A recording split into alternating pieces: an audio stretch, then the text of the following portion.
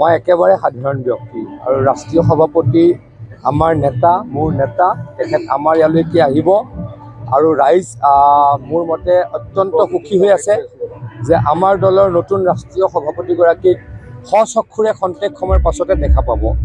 গতিকে মই ভাবোঁ যে 40,000তকৈও অধিক জাগীৰোড সমষ্টিৰ শুভাকাংক্ষী সমৰ্থক আহিব আমাক আশীৰ্বাদ কৰিবলৈ, নীতিন নবীন ডাঙৰীয়াক স্বাগতম জনাবলৈ। মই ভাবোঁ অলপ পাছতে এই সভাস্থলী লোকাৰণ্য হ'ব। ৰাইজৰ আশীৰ্বাদ বা ভোটৰ ৰূপত আপোনালোকক কিমান গৌৰৱ বুলি ভাবে, কেনেধৰণৰ হ'ব? চাওক, যোৱা 5 বছৰ নহয়, যোৱা 10 বছৰ ৰাইজৰ কাৰণে যথেষ্ট কাম কৰিবলৈ চেষ্টা কৰিছোঁ।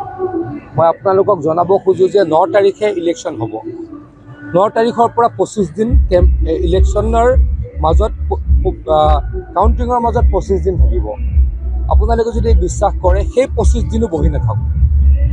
ইলেকশ্যনৰ আগত যিমান কাম কৰোঁ, সেই 25 দিনো সিমানেই কাম কৰোঁ আৰু ইলেকশ্যন জিকাৰ পাছৰ পৰা সমানেই কাম কৰোঁ। গতিকে ৰাইজক সেৱা কৰিবলৈকে প্ৰয়াস কৰিছোঁ। কোনো দিনেই থমকি ৰোৱা নাই জাগীৰোড সমষ্টিৰ ৰাইজক যদি ক'ৰবাত সহায় কৰিব পাৰিছোঁ। তাৰ উপৰিও উন্নয়নৰ ক্ষেত্ৰত যিমান পাৰিছোঁ কৰিছোঁ। আজিৰ পৰা 10 বছৰ আগতে যেতিয়া মই ৰহা সমষ্টিৰ পৰা জাগীৰোডলৈকে আহিছিলোঁ, ইয়াৰ ৰাস্তা পথৰ অৱস্থা অত্যন্ত বেয়া আছিল। ইয়াৰ পেপাৰ মিলটো বন্ধ হৈ গৈছিল। ইয়াত দলং বুলিবলৈ প্ৰায় নাছিলেই। আজি সেই পৰিৱেশ নাই। আজি ৰাস্তা হ'ল, দলং হ'ল, বানপানীৰ বিভৎস পৰিৱেশ আছিল। আজি জাগীৰোড সমষ্টিত বানপানী নহয়। আপোনালোকে যদি জাগীৰোড সমষ্টিৰ উত্তৰাঞ্চললৈ গৈ দেখে, লাখ লাখ বিঘা মাটিত এতিয়া মাকৈ খেতি কৰে। 5 বছৰ আগত মাকৈ খেতি কোনো নকৰিছিল। 5 বছৰ আগত যেনে তেনে এবাৰ বড়ো ধানৰ খেতি কৰিছিল, কিন্তু বড়ো ধানৰ খেতিত কম লাভ হয়, মাকৈত বেছি লাভ হয়। এতিয়া লাখ লাখ বিঘা মাটিত হাজাৰ হাজাৰ কৃষকে মাকৈ খেতি কৰিছে। আৰু যোৱাকালিও মই সেই অঞ্চলৰ পৰা আহিছোঁ।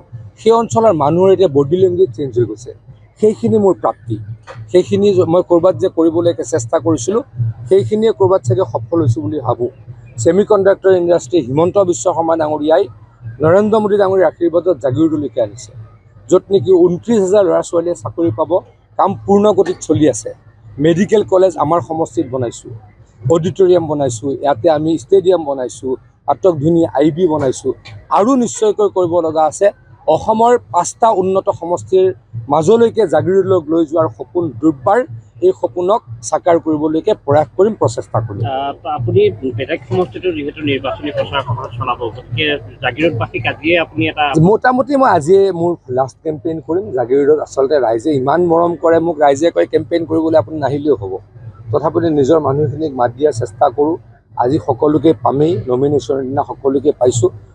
আজিৰ পৰা হয়তো খুব কম সময় নিজৰ সমষ্টিত থাকিব। মানে বিদ্যুৎ হাজৰিকাৰ হৈ পেলাই ৰাইজে ডেফিনেটলি কৰে, আগতেও কৰিছে। লোকসভা নিৰ্বাচনত মই এদিন কেম্পেইন কৰিছিলোঁ। লোকসভা নিৰ্বাচনৰ সময়ত বাহিৰত আছিলোঁ, মই এদিন কেম্পেইন কৰিছিলোঁ। মাত্ৰ এদিনত 4খন মিটিং কৰিছিলোঁ। আৰু সেই লোকসভা নিৰ্বাচনত বিজেপিৰ ফালৰ পৰা অসমৰ ভিতৰত দ্বিতীয় হায়েষ্ট ভোট পাইছিলোঁ। পঞ্চায়তৰ নিৰ্বাচনত মাত্ৰ 4 দিন কেম্পেইন কৰিছিলোঁ।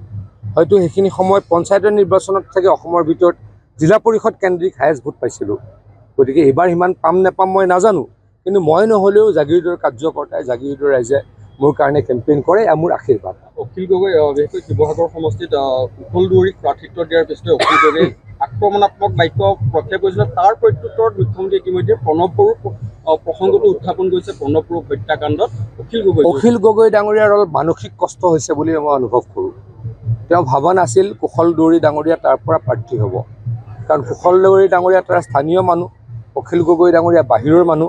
অখিল গগৈ ডাঙৰীয়াই সমষ্টিত থকাতকৈ বেছি সময় দিয়ে কাজিৰঙাৰ অৰ্কিড ৰিজৰ্টক। তেখেতৰ ব্যৱসায়স্থলীক বেছি সময় দিয়ে। সমষ্টিত যিমান সময় দিয়ে, তেখেতৰ ব্যৱসায়স্থলী, তেখেতৰ ৰিজৰ্ট, কাজিৰঙা অৰ্কিড পাৰ্কক বেছি সময় দিয়ে। নামনি অসমক বেছি সময় দিয়ে। কিন্তু এইবাৰ তেওঁ নামনি অসমলৈ ওলাবলৈ ভয় খাইছে। নামনি অসমৰ বিভিন্ন অঞ্চলত তেখেতৰ কেণ্ডিডেট আছে। আহিবলৈ কিহৰ কাৰণত ভয় খাইছে মই সেইটো সুধিব খুজিছোঁ। ডিঙতটো তেওঁ কেম্পেইন কৰিবলৈ আহিব লাগিছিল। গোৱালপাৰাত তেখেতে কেম্পেইন কৰিবলৈকে আহিব লাগিছিল। দলগাঁৱত তেখেতে কেম্পেইন কৰিবলৈকে লাগিব লাগিছিল। কিন্তু কিহৰ কাৰণত তেওঁ নামনি অসমলৈকে আহিবলৈ ভয় খাইছে, অখিল গগৈ ডাঙৰীয়াক মই প্ৰশ্ন সুধিছোঁ। অখিল গগৈ ডাঙৰীয়াৰ অৱস্থা বহুত বেছি ভাল নহয়, কাৰণ শিৱসাগৰৰ জনতাই চৰকাৰৰ লগত থাকিব খুজিছে। অখিল গগৈ ডাঙৰীয়াটো চৰকাৰ বনাব নোৱাৰে। কংগ্ৰেছ দলেতো চৰকাৰ বনাব নোৱাৰে। চৰকাৰৰ লগত নাথাকাৰ ফলত এই সমষ্টিটোৱে চাফাৰ কৰিছে। হিমন্ত বিশ্ব শৰ্মা ডাঙৰীয়াই নিজে নিজে কাৰেংঘৰ বনাইছে। মই নিজে নিজে গৰাখহনীয়াৰ কাৰণে 300 কোটি টকা দিছোঁ। তাত অখিল গগৈ ডাঙৰীয়াৰ কোনো অৰিহণা নাই। অখিল গগৈ ডাঙৰীয়াৰ মোৰলৈকে এখন চিঠি আছে নেকি যে আপুনি মোৰ সমষ্টিৰ ব্ৰহ্মপুত্ৰ নদীৰ কিনাৰত গৰাখহনীয়া ৰোধ কৰক? মই নিজে গৈ কৰিছোঁ, কাৰণ সেই মানুহখিনিৰ প্ৰতি আমাৰ শ্ৰদ্ধা আছে, সন্মান আছে। খিলঞ্জীয়া মানুহ, অসমীয়া মানুহ, ভাৰতীয় মানুহ। গতিকে অখিল গগৈ ডাঙৰীয়া তাৰ পৰা আঁতৰিলেহে উন্নয়ন 3 গুণ হ'ব, 4 গুণ হ'ব, 5 গুণ হ'ব। ৰাইজে এই কথা বুজি পাইছে। বিহুত সোমাই গ'লে এবাৰ অখিল গগৈ মই ভাবিছোঁ তেনেকুৱাই হৈছে।